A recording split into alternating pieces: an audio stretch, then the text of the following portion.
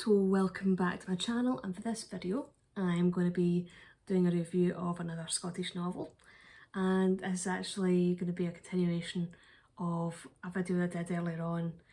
So yeah, the book that I'm actually going to be looking at is called Shadows, and it's by Jackie McLean, and it is the second book in the Donna Davenport Mysteries, but I will get onto that in a minute. A wee bit of housekeeping first. If you're enjoying my channel, if you're enjoying my videos, if you can click on the subscribe button, click on that notification bell, leave some likes, leave some comments, it's always really appreciated. And if you'd like to support the channel further, I will post a link to the channel's coffee.com page in the description bar below and in a pinned comment in the comment section. So with that out of the road, with that dealt with, back onto the review itself. So as I was saying, this is the book I'm going to be looking at.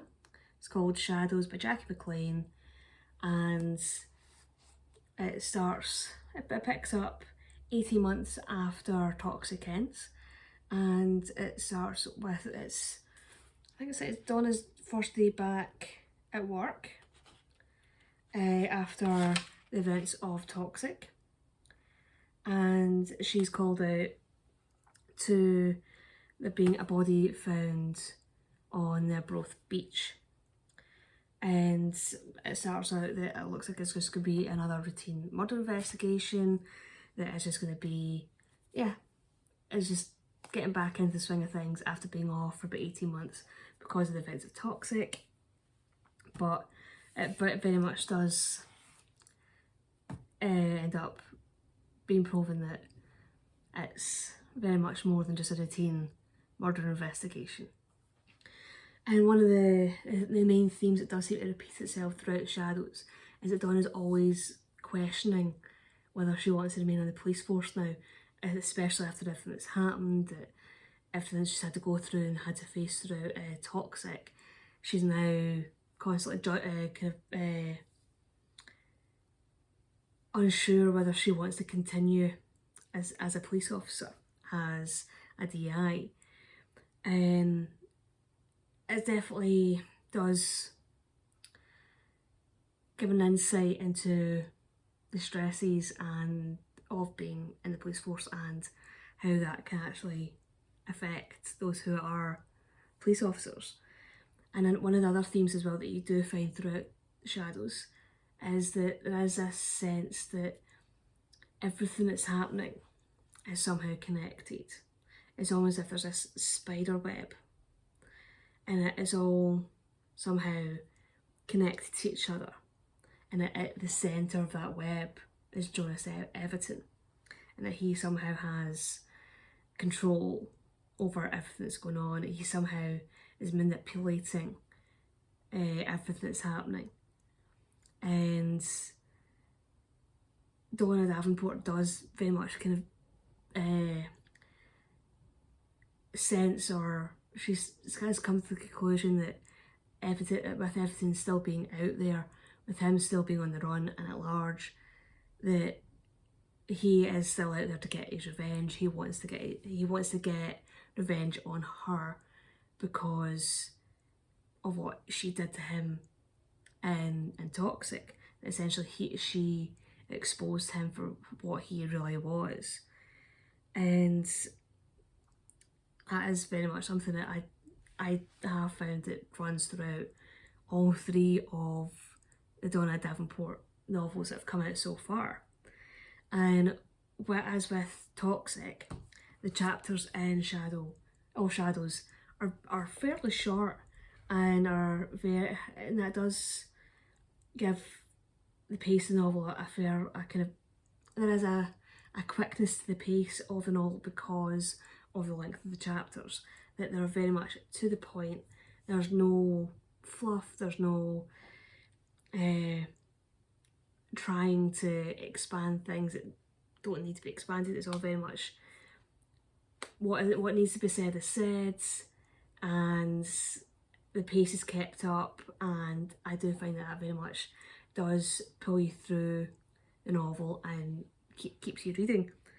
And yeah, and that is definitely something that I do enjoy about reading certain crime novels, that if the pace is right, it just adds to everything that's going on within the book itself. And as with Toxic, much of the novel is set in the Angus Dundee area, but there are sections of the novel that are set in the Middle East, in Turkey, and that does give flashes of something else, and it just adds to the novel itself. It allows, it stops things from being too stale or too repetitive of Toxic, that you're not just located in the one like wee area of Scotland. It does allow the story to explore and visit other locations, and I think that again helps with the novel, that it allows the novel to take on maybe a bit of an extra dimension, and as a continuation from Toxic as well, with Libby and Donna patching their differences up at the end of Toxic. They're still together, and Libby very much is Donna's anchor, and especially with her having like bipolar disorder and all the stresses that she's facing with all the different investigations and all things she's doing at work. Libby does very much allow Donna to have that one thing that stops her from totally losing it, just allows her to kind of have that thing that keeps her grounded. And one thing that I did notice is right at the start of the novel, there's a midwife called Moira who disappears, and she starts missing appointments. No one knows where she is. They can't get hold of her, and they automatically know straight away that something bad's really going to happen, that there's something bigger that's going on, that it's not just, oh, there's like a woman going missing. You know for a fact that things are starting to spiral and get bigger than what they may appear initially. And one thing I did like about how Jackie McLean did this is, you know that evidence nearby. You know that he's watching, that he's keeping an eye on on how things are going, on how things are developing. But you don't know how close he actually is. You don't know how close he's actually managed to get to Donna and to the other police. But you know he's close. And so I think throughout most of the novel, you have that sense, that feeling, that kind of worry that Donna has, that you know he's there. You know that he's watching and he's keeping a close eye, but you don't really know where it is that he is. And I think that just adds to the drama of the story. And with the fact that Everton knows how Police Scotland work, he knows how they go about their investigations and go about with the work that they do, he uses that against them. He uses that as a way to stay out of sight but stay close by. He knows what they'll be looking for and how they'll be going about trying to find them. And the fact that he isn't using Police Scotland tactics against them, that he's using how they work as a way of keeping himself off the radar, but it's also the sense that he, as a reader, you know he's close by, he's nearby. It does create this sense that he is an existential threat, especially to Davenport, to Donna.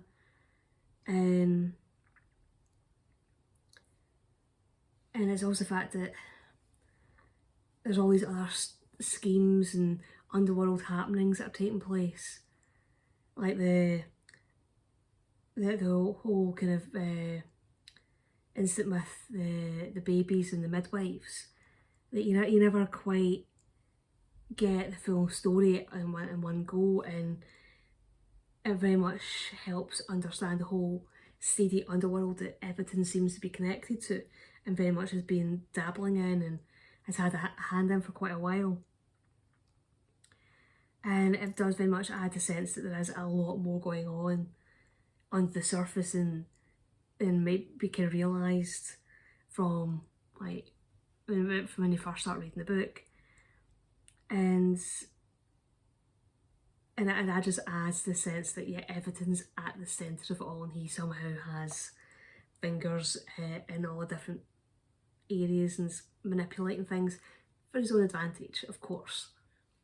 And one of the things that is touched on within Shadows is the sexism that is often faced within police forces, whether it be Police Scotland or elsewhere, and how it is done is it very much just weaved in within an interaction between two of the male officers.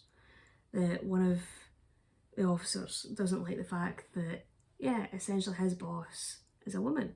He has to take orders from Donna, and it's almost like as if he feels as if he's being emasculated because his senior officer just happens to be a woman.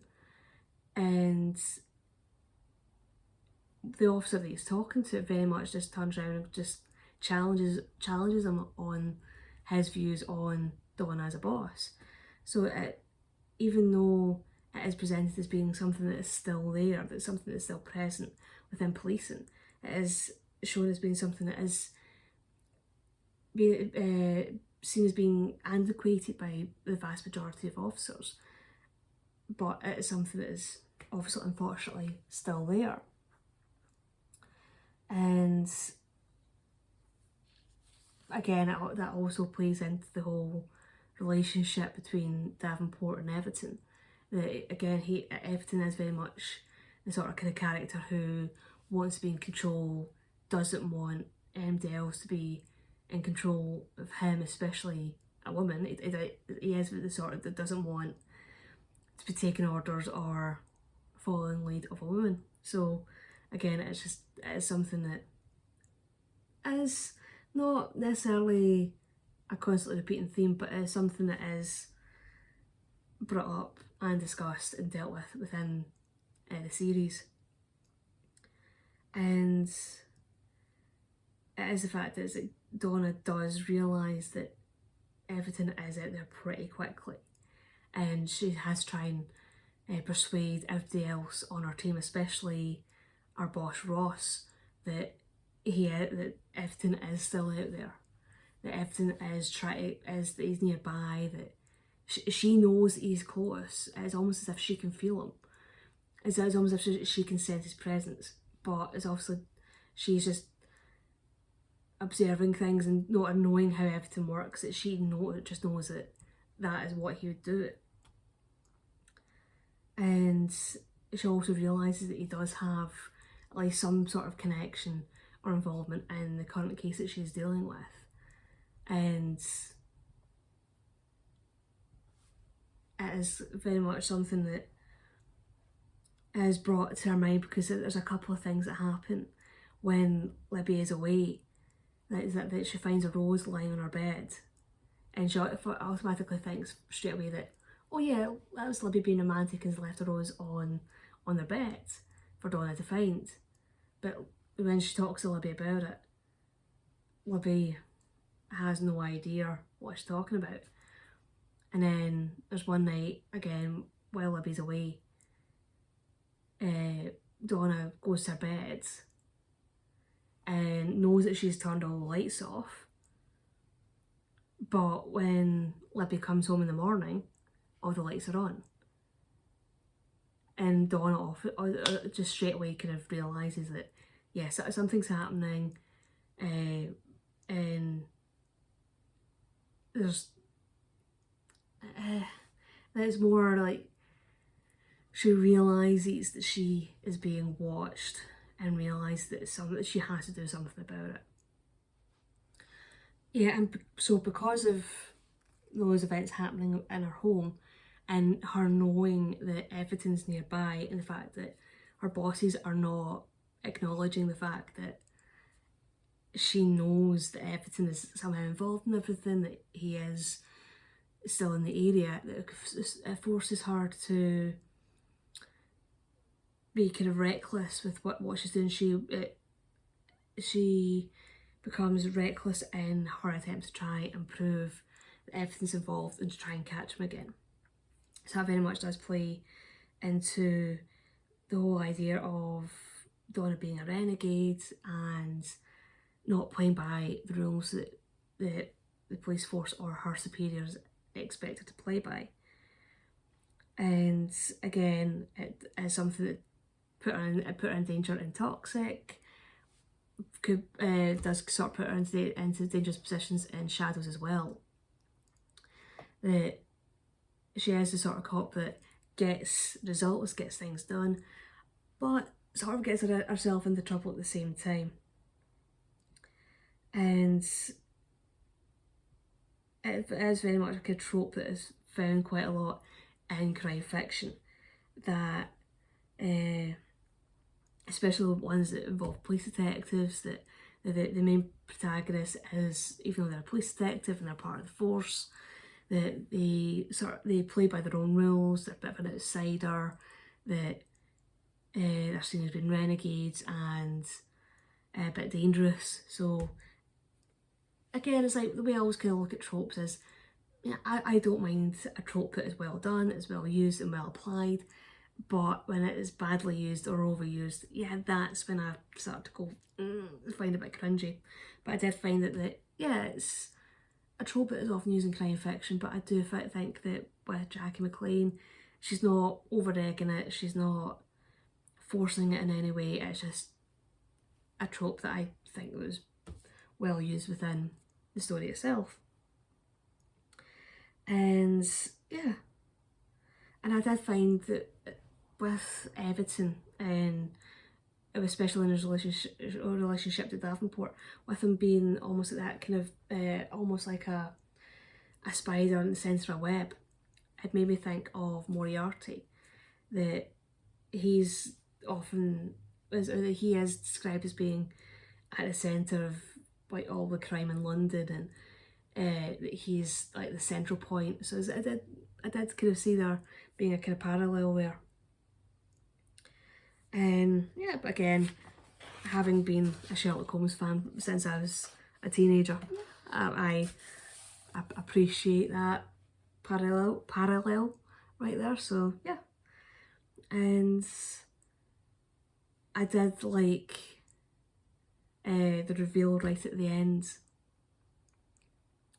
That is just the image of Everton and Davenport just making eye contact, and it's just that moment for Everton of going, oh shit, and Davenport has just clocked him, and that is just, yeah, that very much leads into Run, which is the third book in the series. And yeah, and I again, is I don't really want to be giving away too many spoilers, but I did like the fact that there's nothing said between Everton and Davenport, but it's just that they both just may have that realisation of, oh right, okay, things have changed, and that is what leads on to Run, which is the third book. And as far as I know, there's only 3 books that are out just now. I will have to try and see if I can find if there are any other Donna Davenport novels out yet. I haven't heard anything about there being a 4th one out yet, but I'll definitely give it a look. So hopefully I will have the review for Run out soon, and yeah, so hopefully you will all have enjoyed my rambling review for Shadows. Hopefully you will all be intrigued by this as a novel, and yeah, you got to all go out and treat yourself to a bit of Scottish crime fiction. So that is Shadows by Jackie McLean. Definitely enjoyed reading it, and hopefully I'll see you all in the next video. Bye bye.